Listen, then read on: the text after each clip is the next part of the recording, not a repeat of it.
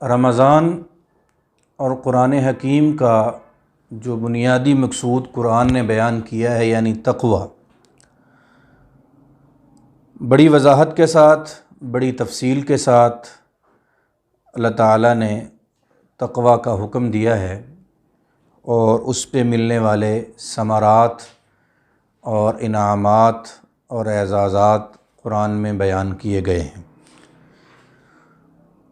تقوی کے نتیجے میں ایک متقی کو، ایک مسلمان کو اللہ کی طرف سے جو انعامات ملتے ہیں، ان میں سب سے بڑا انعام تو اللہ کی دوستی ہے کہ اہل تقوی کو اللہ کا دوست قرار دیا گیا ہے اور اللہ نے اپنی ذات کو متقین کا دوست شمار کیا ہے۔ ان اولیاءہ الا المتقون، کہ اللہ کے دوست تو صرف متقی ہیں۔ واللہ ولی المتقین، اور اللہ متقین کا، اہل تقوی کا دوست ہے۔ اہل تقوی کو اللہ کی محبت نصیب ہوتی ہے۔ واللہ یحب المتقین، کہ اللہ تقوی والوں سے محبت کرتا ہے، اور اللہ کی معیت اور اللہ کا ساتھ نصیب ہوتا ہے۔ ان اللہ وَاعْلَمُوا ان اللہ مع المتقین، کہ اللہ تقوی والوں سے، تقوی والوں کے ساتھ ہے، متقین کے ساتھ ہے۔ اور جناب نبی کریم صلی اللہ علیہ وسلم کی جو دوستی ہے وہ بھی اہل تقوی کو نصیب ہوتی ہے۔ حضور نے فرمایا کہ میرے دوست، میرے اولیاء تو صرف متقی ہیں۔ اہل تقوی کو ملنے والے انعامات میں سے ایک انعام یہ ہے کہ اللہ کے ہاں سب سے زیادہ عزت والے اور سب سے زیادہ شرف والے اور سب سے زیادہ مقام و منصب والے جو لوگ ہیں وہ اہل تقوی ہیں۔ قرآن حکیم میں ہے، یا ایھا الناس انا خلقناکم من ذکر و انثی وجعلناکم شعوبا وقبائل لتعارفوا۔ یہ قبیلے، یہ برادریاں اور یہ سب کچھ اس لیے بنایا گیا ہے تاکہ تم ایک دوسرے کو باہم پہچان سکو، لیکن یہ تعارف کا ذریعہ تو ہیں، لیکن یہ فضیلت کا باعث نہیں ہے۔ فضیلت ان اکرمکم عند اللہ اتقاکم، وہ صرف اہل تقوی کو ملے گی۔ حجۃ الوداع کے خطبے میں جناب نبی کریم صلی اللہ علیہ وسلم نے رنگ و نسل کی بنیاد پہ اور جاہ و منصب کی بنیاد پہ فضیلت کے سارے معیارات کو توڑ دیا۔ حضور نے فرمایا کہ لا فضل لعربی علی العجمی، کسی عربی کو عجمی پر، ولا فضل لاحمر علی الاسود، کسی گورے کو کالے پر کوئی فضیلت نہیں ہے، الا بالتقوی۔ ہاں، تقوی کی بنیاد پہ جو ہے وہ فضیلت ہے۔ وہ کوئی گورا ہو، وہ کوئی کالا ہو، وہ کوئی عرب ہو، وہ کوئی عجم ہو، اللہ کے ہاں وہ سب برابر ہیں۔ فضیلت اہل تقوی کو حاصل ہے۔ تقوی پر ملنے والے جو انعامات ہیں ان میں سے ایک انعام یہ بھی ہے کہ جو تقوی اختیار کرتا ہے اللہ اس کے معاملات آسان کر دیتا ہے۔ وَمَن يَتَّقِ اللَّهَ يَجْعَل لَّهُ مِنْ أَمْرِهِ يُسْرًا، کہ اللہ تقوی کی بنیاد پہ، تقوی کی وجہ سے جو تقوی اختیار کرے اللہ اس کے معاملات آسان کر دیتا ہے اور اس کے احوال کی اصلاح کر دیتا ہے، اس کے معاملات بہتر کر دیتا ہے، اس کے اعمال اچھے کر دیتا ہے۔ یصلح لکم اعمالکم ویغفر لکم ذنوبکم، اور ایک اعزاز یہ بھی ہے کہ اللہ اس کے گناہ معاف فرما دیتا ہے۔ اہل تقوی کو ملنے والے انعامات اور اعزازات میں سے ایک یہ ہے کہ جب حالات تنگ ہو جائیں، جب تنگی حالات سے نکلنے کا کوئی راستہ نہ ہو تو تقوی وہاں پر بھی کام آتا ہے۔ وَمَن يَتَّقِ اللَّهَ يَجْعَل لَّهُ مَخْرَجًا، اللہ تعالیٰ کا ارشاد ہے کہ جو تقوی اختیار کرتا ہے اللہ تعالیٰ اسے، اس کے لیے کوئی سبیل پیدا کرتے ہیں، کوئی نکلنے کا راستہ دیتے ہیں، کوئی ایگزٹ دیتے ہیں اس کو۔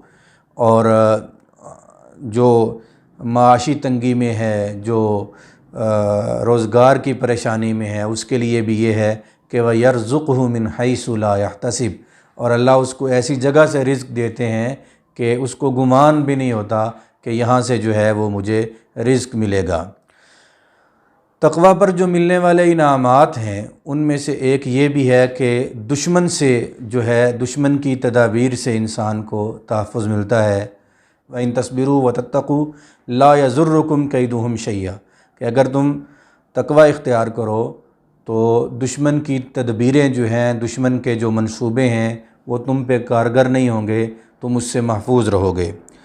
اور حق و باطل میں تمیز سمجھنے کی جو صلاحیت ہے وہ تقوی کی بنیاد پہ اللہ تعالیٰ عطا فرماتے ہیں۔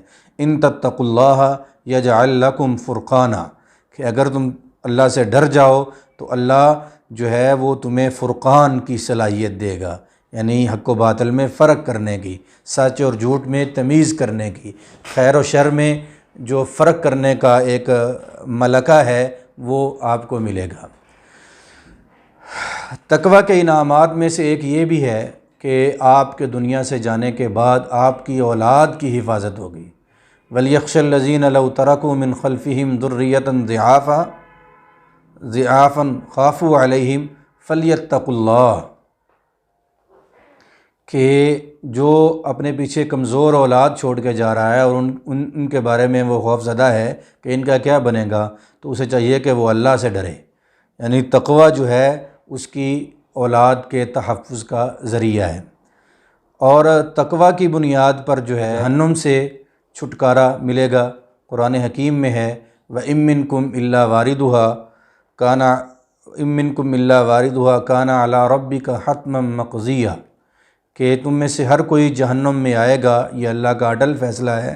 ثُمَّ نُنَجِّي الَّذِينَ اتَّقَوْا، نجات ان کو ملے گی جو تقوی اختیار کریں گے، جو تقوی والے ہوں گے وہ جہنم سے بچیں گے، باقی سب جہنم میں جائیں گے۔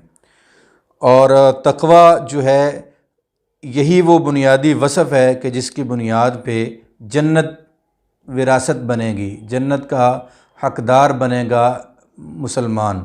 تلک الجنت التی نورث من عبادنا، اس جنت کے وارث ہم اپنے بندوں میں سے ان لوگوں کو بنائیں گے من کانا تقیہ، کہ جو تقوی والا ہوگا، جو اللہ سے ڈرنے والا ہوگا۔ اور تقوی کے انعامات میں سے ایک بڑا انعام یہ بھی ہے کہ جناب نبی کریم صلی اللہ علیہ وسلم نے ارشاد فرمایا کہ اس کو جو اہل تقوی ہیں ان کو اللہ کے عرش کے سائے میں قیامت کے دن جگہ ملے گی۔ جناب نبی کریم صلی اللہ علیہ وسلم کا فرمان ہے کہ سبعۃ یظلھم اللہ فی ظلہ یوم لا ظل الا ظلہ، کہ 7 لوگ وہ ہیں کہ جن کو اللہ اس دن جب اللہ کے سائے کے سوا، اللہ کے عرش کے سائے کے سوا کوئی سایہ نہیں ہوگا، ان کو اللہ اپنے سائے میں جگہ عطا فرمائیں گے۔ وہ 7 لوگ کون ہیں؟ نمبر 1 امام عادل، عدل کرنے والا حکمران، شاب نشأ فی عبادت اللہ، اللہ کی عبادت میں جوان ہونے والا نوجوان، یعنی جس کی جوانی جو ہے وہ اللہ کی عبادت میں گزری ہے۔ اور تیسرا فرمایا کہ رجل معلق قلبہ فی المساجد، ایسا بندہ کہ جس کا دل مسجد میں اٹکا ہوا ہے، یعنی مساجد میں اس کا دل لگتا ہے۔ اور چوتھے نمبر پر فرمایا رجلان یتحابان فی اللہ، کہ وہ 2 بندے جو اللہ کی وجہ سے باہم محبت کرتے ہیں، ایک دوسرے کے ساتھ ان کی محبت کا سبب اللہ کا خوف اور اللہ کا حکم ہے، اس کے سوا کوئی اور وجہ نہیں ہے۔ اجتماعا علیہ وافترقا علیہ، اللہ کی محبت پر ہی وہ جمع ہوتے ہیں، اللہ کی محبت پر ہی وہ جدا ہوتے ہیں۔ اور 5ویں نمبر پر حضور نے فرمایا کہ رجل دعته امرأة ذات منصب و جمال فقال انی اخاف اللہ، کہ وہ شخص کہ جس کو ایک خوبصورت اور منصب والی، خاندان والی، پیسے والی عورت گناہ کی دعوت دیتی ہے تو وہ کہتا ہے کہ میں اللہ سے ڈرتا ہوں۔ اور 6 نمبر پر حضور نے فرمایا کہ وَرَجُلٌ تَصَدَّقَ بِصَدَقَةٍ أَخْفَاهَا حَتَّى لَا تَعْلَمُ شِمَالُهُ مَا يُنْفِقُ يَمِينُهُ، کہ وہ شخص جو صدقہ کرتا ہے اور اسے پوشیدہ رکھتا ہے، کسی کو بتاتا نہیں، حتیٰ کہ اس کے دائیں ہاتھ کو پتہ نہیں چلتا کہ اس کے دائیں نے کیا خرچ کیا ہے۔ اور 7ویں نمبر پر حضور نے فرمایا کہ وَرَجُلٌ ذَكَرَ اللَّهَ خَالِيًا، وہ شخص کہ جو تنہائی میں خلوت میں اللہ کا ذکر کرتا ہے، فَفَاضَتْ عَيْنَاهُ، اور وہاں اللہ کے خوف سے اس کی آنکھیں بہہ پڑتی ہیں، اس کے آنسو نکل آتے ہیں، وہ رونے لگتا ہے، تو ان 7 لوگوں کو اللہ تعالیٰ اپنے عرش کے سائے میں جگہ عطا فرمائے گا۔ تو اللہ تعالیٰ اہل تقویٰ کو ملنے والے انعامات ہم گناہگاروں کو بھی عطا فرمائے۔ وآخر دعوانا ان الحمد للہ رب العالمین۔